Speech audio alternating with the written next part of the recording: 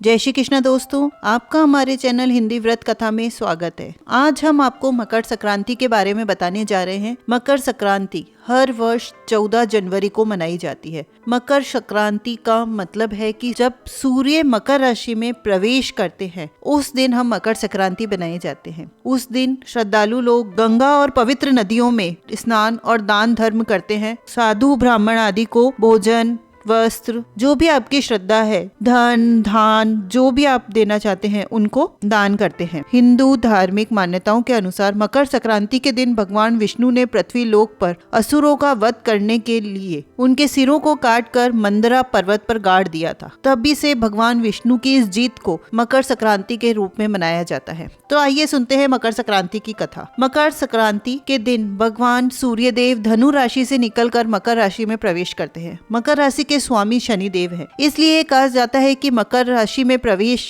कर सूर्य देव अपने पुत्र से मिलने जाते हैं। राजा सागर ने अश्वमेध यज्ञ का अनुष्ठान किया, अपने अश्व को विजय के लिए छोड़ दिया। इंद्रदेव ने उस अश्वमेध यज्ञ के अश्व को छल से कपिल मुनि के आश्रम में बांध दिया। जब कपिल मुनि के आश्रम में राजा सागर के 60,000 पुत्र युद्ध के लिए पहुंचे तो उनको अपशब्द कहने लगे। तभी कपिल मुनि ने श्राप देकर उन सबको भस्म कर दिया। राजकुमार अंशुमान, राजा सागर के पोते, ने कपिल मुनि के आश्रम में जाकर उनसे विनती की कि अपने बंधुओं के उद्धार का मार्ग पूछा।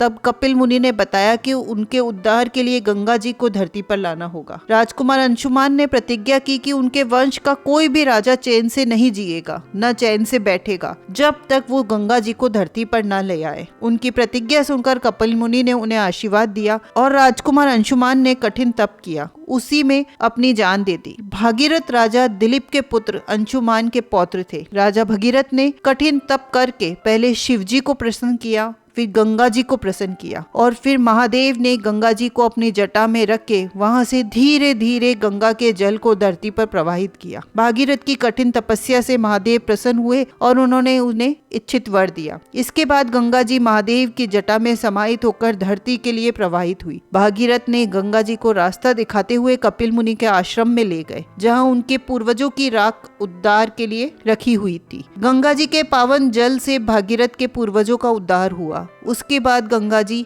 सागर में जा मिली। जिस दिन गंगा जी कपिल मुनि के आश्रम पहुंची उसी दिन मकर संक्रांति का दिन था। इस कारण मकर संक्रांति के दिन श्रद्धालु गंगा सागर में स्नान और कपिल मुनि के आश्रम के दर्शन के लिए एकत्रित होते हैं। मकर संक्रांति के दिन ही भगवान विष्णु ने असुरों का अंत किया था और उन असुरों के सिरों को मंदार पर्वत में दबा दिया था। इस तरह से ये मकर संक्रांति का दिन बुराइयों और नकारात्मकता को खत्म करने का दिन कहा जाता है। तो दोस्तों, ये थी मकर संक्रांति की कहानी। इस दिन आप जितना दान करें, कहते हैं कि जितने तिल उतने दान, जितने तिल उतने धर्म। जितने तिल के दाने होते हैं उससे कहीं अधिक दान होते हैं।